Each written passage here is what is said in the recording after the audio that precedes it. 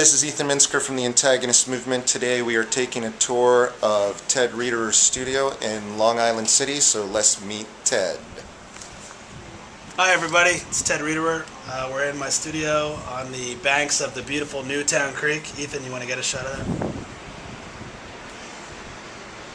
that? Officially declared a dead waterway, although my studio mate Jeff has seen life in it. I think I saw some fish in there once. In any case, here we are in my studio. This is a new painting I'm working on. It's based on a performance I did where we played the drums with 6 dozen roses instead of drumsticks. That was at Bennington College in Vermont. So hopefully we'll do it again in New York at some point. This is some of my other work. A lot of my paintings based on my project from Australia, where I went to the opposite side of the earth from New York, from this very spot, and I played music as the sun came up. And I put music from that on one side of a record, and then I played music in New York on another side of the record as the sun set. And then I played the two records together and I joined the opposite sides of the earth in music. So these are all the paintings about that.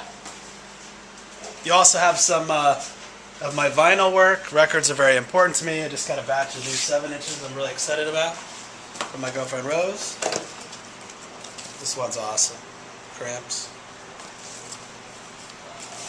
Some other cool shit. And what I do is I take a vinyl record, 12-inch record, and I melt it over a plaster skull and turn it into a skull. Now all this is based on an essay by Rainer Maria Rilke, the German poet, transcendental poet, who wrote a piece called Primal Sound where he talks about when he was young, and in a science class they made an Edison cylinder where they could record, very primitively record sound with a stylus on a wax cylinder.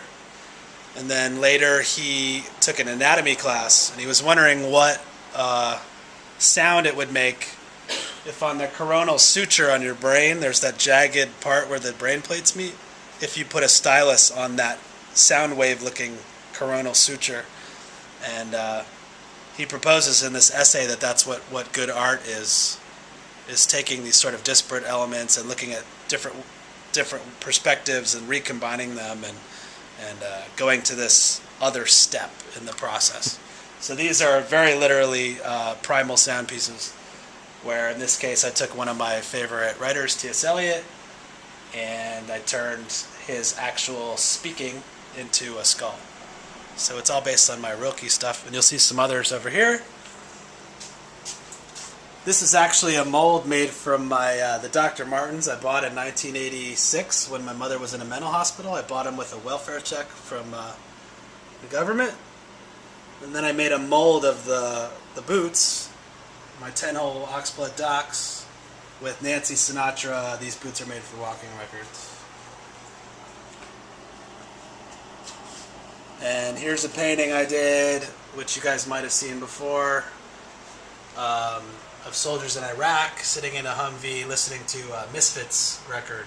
The painting is called Static Age, and it's based on a photo by a rock photographer and all-around shitty douchebag guy, John Bush, when he went to Iraq with the Vandals. So he gave me that image, and then I added them listening to the Misfits. Okay, I gotta do part 2. Hold on.